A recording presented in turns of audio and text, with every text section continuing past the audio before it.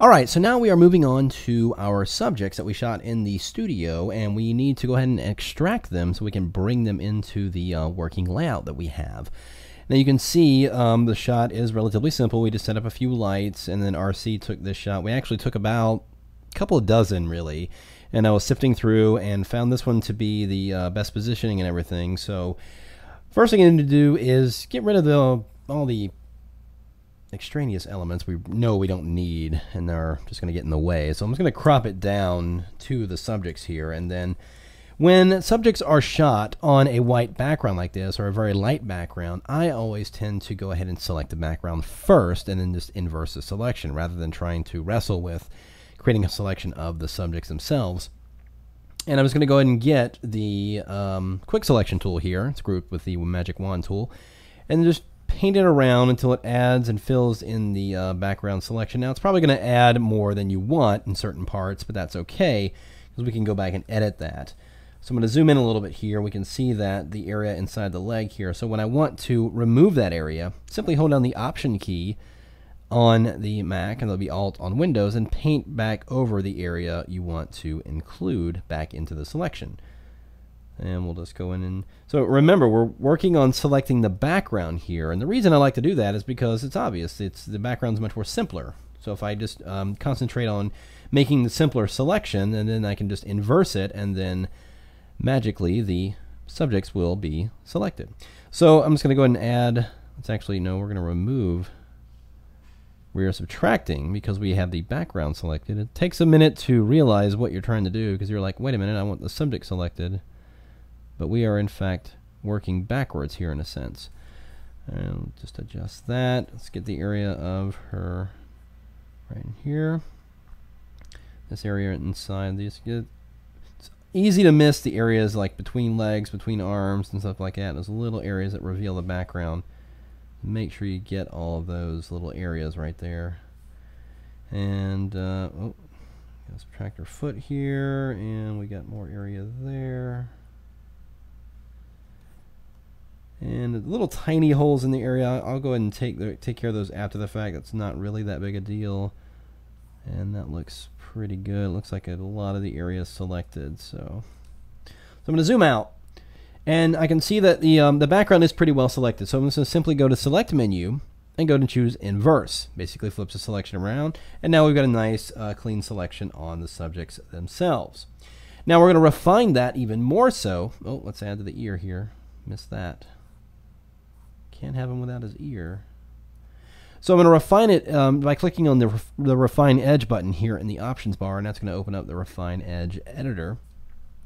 And what I like to do is I'm just going to go ahead and take the edge detection radius and just bump it up a little bit, and that's going to help soften the edge around the subjects. And notice I'm looking on a black background here. You can change your view whether you want it to be on white or on black or whatever like that. I want the actual subjects on a black background, because what I'm going to do is, after I've adjusted the radius slider here under edge detection, I'm going to use the edge or the refine radius tool and just go around and clean up any edges that might need a little bit of extra help here. So just the area. This is especially handy around areas that have very soft edges or hair.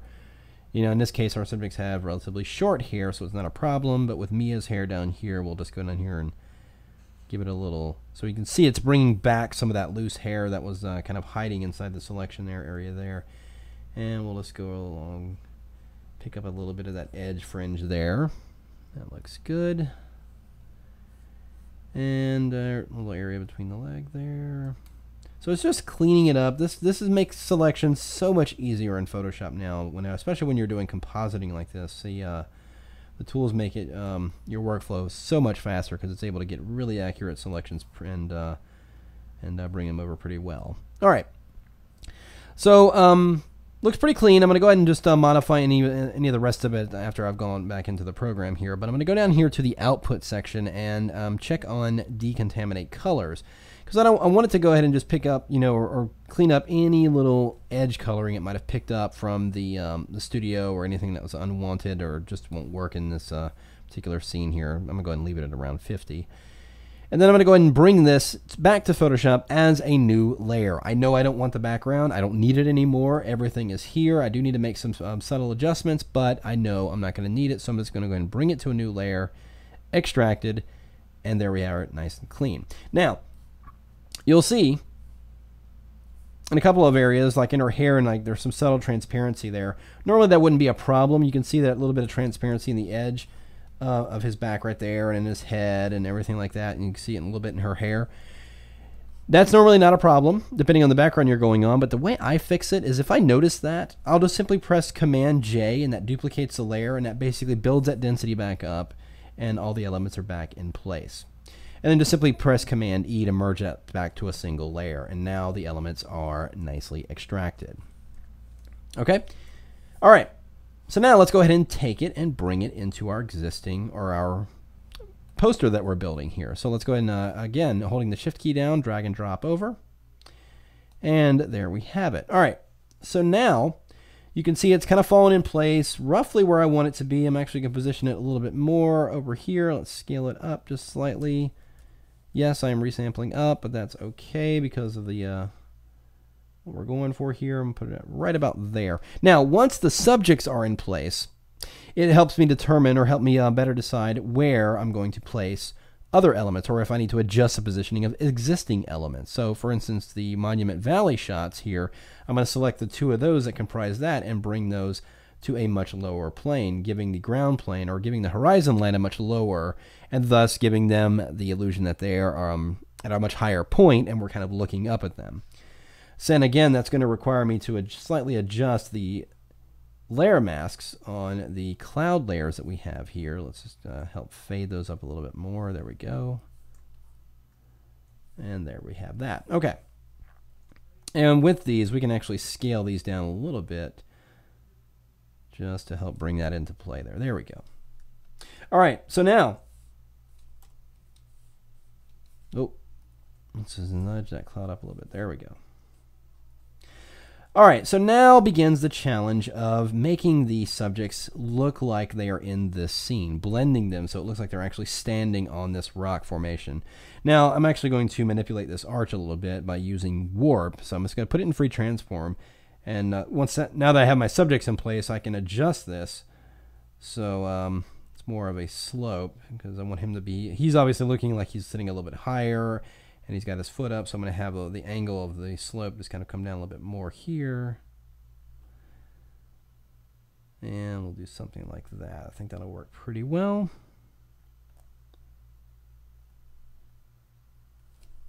And there we have that. Now, this has left a little bit of that red area here at the bottom. I'm actually going to nudge that down a little bit. And just select that area and do a content-aware fill. And that will go ahead and look at the area, and it'll go ahead and fill it in, and there we have that. All right. So the base area is in position. Now let's go and concentrate on the subjects. Now the first thing I want to do is take care of some of the haloing around the edge of the subject here. Now there's a couple of ways of going about doing that. And the first one is if you go into the layer menu, go down here to the very bottom where it says matting. And you have the fringe, which we're going to use in a moment. We also have remove black and remove white matte. Now, since we had our subjects on a white background, I'm going to go ahead and choose remove white matte and see what happens. Now you'll notice, especially around her hair here, it got a little bit lighter. It took care of that haloing a little bit. Pretty good. But let's go ahead and add one more adjustment by going into the layer menu again and going to defringe, or matting again, and then choosing defringe. And here I'm going to set this to around 2 pixels and click OK. And you can see it cleaned it up even more so, especially around the area of Brandon's head here. You can see that little tiny bit of halo's gone, and that's helping clean up the edge a little bit there. So it just helps it blend a little bit more. Now, let us address the color. The color of the subjects, actually no, before we do that, there's a couple of areas that we missed in the initial selection, which I knew about. There's this little area here. Let's go ahead and delete that. I'm just using the magic wand tool here just to get these little tiny areas that were part of the background and will probably never be noticed anyway, but if you become as picky as I do, that one's not quite selecting it. There we go. All right. And I'm just going to grab the eraser tool and just Make it very, very small here and take care of a couple of areas that were also missed, like these shadow areas that I just didn't want to get. What I've discovered is that when you use Refine Edge, you can actually end up ruining a selection if you make that one tiny little adjustment and it throws the whole thing off. I've had it happen too many times. So usually when I get a selection right where I want it, and I go ahead and just commit that, and then if there's any subtle little changes I'll just go ahead and do those manually. It's still saving me a tremendous amount of time, but so I'm just going in here and manually erasing these small areas that need some subtle adjusting here. Let's just clean that up a little bit. Little bit of these blur areas. These are these subtle little things you would tend not to notice on an image unless you really zoomed in here. So I think that's good enough for now. Okay. So our subject's in place. Now let's make it blend. So the first thing I'm going to do is make a duplicate of this layer, this subject layer, the model layer, and press Command J. And then again, Command or Control U brings up the hue saturation. I'm going to check on colorize, and let's give this a warm cast over it, similar to the scene we're looking at here. It's kind of a warm overall tone here, so let's just give it something to that effect. And there we go. A little bit more on the red side, a little saturation, make it a little bit darker. And I'll click OK. Now, here in the layers panel, I'm going to simply change this layer from normal to multiply. And that's going to immediately make it a lot darker. It's slightly oversaturating it, but it is helping to blend it into the scene a little bit more. I'm going to make a duplicate yet again by pressing Command J, and this time changing the blend mode from multiply to overlay. Now here you can see it's really boosted the highlights, but it is greatly oversaturated. So let's go ahead and just go into Command U, Command or Control U, and just bring that saturation down quite a bit here. Something like this. And even bring it down in the original. Actually, let's go into the original file and just subtly bring down the saturation of that one just a little bit. There we go. All right. So that's looking pretty good. Now, here's a cool trick. Now, to help the elements of, or the lighting in this scenario, or in this image, help blend a little bit better, I'm going to go ahead and make a selection. Actually bring that saturation down in this layer just a little bit too. Yeah, that helps. Okay. So brought the saturation down in all of them just a little bit. So now I'm going to select this topmost layer of these subjects. I'm going to hold the Command key or Control key if you're on Windows and click directly in the layer preview. Loads that shape as an active selection. I'm going to go ahead and create a new blank layer. And then I'm going to press Shift Delete. And then in the Fill dialog here, we're going to choose 50% gray, normal, and click OK. So I have a gray filled version of the subjects. Going to double click on that layer to open up the layer style panel and choose inner shadow.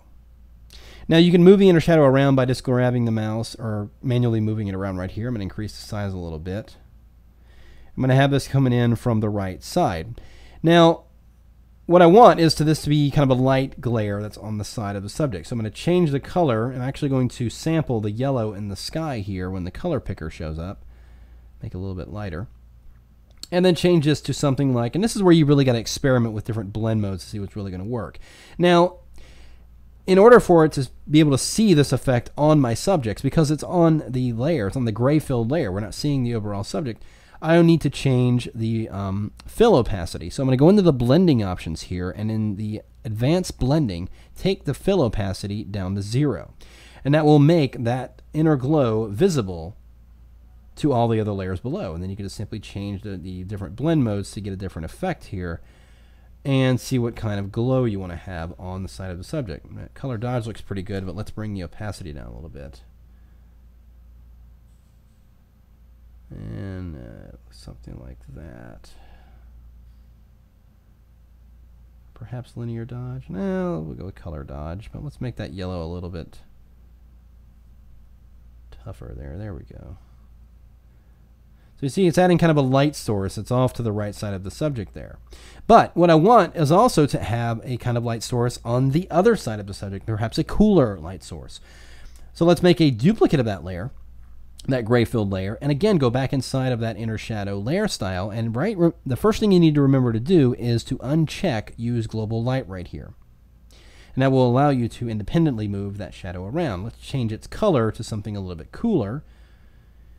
In fact, again, you can sample a color here on the background. So we'll just choose that.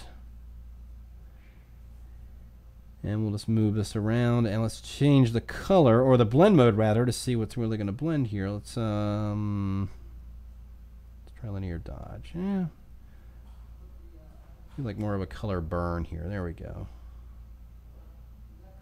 So just enhancing the shadows on that side a little bit, just so you see how it's when it's off, the subject's just kind of sitting there floating in space, but it's with a shadow, it's really generating more of an environment and everything. So, and again, the beauty of this is that it's a layer style. We can always go back and adjust it later on when we need to. This is not a permanent change we're making here, because if we wanted to go and perhaps make it a lighter blue, like there was a definite blue light source off to the side here, we could certainly do something like this and have that subject off to the side there. Something like that. So a lot of different possibilities to do with that. I'm going to leave it at that for now. So, but there we have our subject in place. Now I'm going to go in here and make one more duplicate of this gray filled layer. And I'm actually going to throw away the layer style applied to it, because I don't want to apply any layer styles to this particular layer, but rather I want to change the blend mode of it to hard light and bring that fill opacity back to 100%. So by making it hard light also makes that gray layer invisible. Now what I'm going to do is go over here into the toolbar and grab the dodge tool. And with a soft edge brush, I'm going to go in here and paint on that gray filled layer in areas I want to enhance the highlights. This is to merely give it that kind of softer look, almost illustrated look. Just kind of give it a little bit more on this subject there. There we go.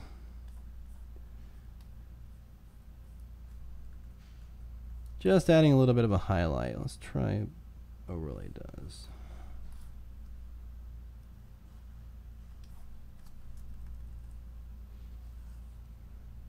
Go over here and bring that exposure down just a little bit. We'll just enhance the sides here. There we go. That's looking pretty good. Now here's the cool thing. If you notice up here in the hand where we have that blue inner glow, if it seems too much for that part, but you like it everywhere else, just add a layer mask and then just give a little bit of a fade in that top area there. Something like that. Okay. All right. So now let's go down to the bottom here, and we're going to go down to the layers containing the subjects, the very original one we brought, and let's create a new layer underneath that. I'm just going to command click underneath that layer. And this is going to be the shadow layer. We need to paint the shadows in for the subjects on this rock here. So I'm going to go over here into the toolbar and get a nice regular soft edge brush here, something like this. There we go. Now I'm going to go over here in the options bar, or yeah, in the options bar, and click on the brush icons, or for the brush options here. You can also go to the window menu and choose brush right here. But I'm going to go into the transfer settings and make sure that the opacity jitter, the control is set to pen pressure, because I am in fact using a pressure sensitive tablet. If you are not using a pressure sensitive tablet, you can just merely change or just drop the opacity of the brush down a little bit. But I'm going to go in here and just paint on this layer and build these shadows that these subjects would be casting. Now, there'll be a little bit of a subtle shadow underneath him here, so I'm just going to paint that a little bit darker there, but then we'll just paint this area here. Get sure to get in under her legs there, and even just kind of a shadow rolling off the edge of the rock here that's being cast from her foot. Just like that. There we go. Just adding a little bit of some. Let's have him casting this shadow here just a little bit off to the side there. And that looks pretty good. I think I'm not liking that glow on his shoe, so I'm going to select that layer mask for that layer and just add a little gradient there. There we go. Now, if the shadow makes it look like her foot is slightly hanging off the edge there, then it stands to reason that she would be picking up a little bit of the glow that's coming out from underneath here. So let's add a new blank layer. And I'm just going to sample that orange color there, and let's just, using the same gradient tool, add a gradient right here. And let's just make a selection of the shapes of the subjects. Just command click on the layer below, and then just add it as a layer mask on this layer here. So now it puts that little bit of orange glow on her foot right there. There we go. There we go. So that looks like she's in the scene a little bit more realistically now. All right.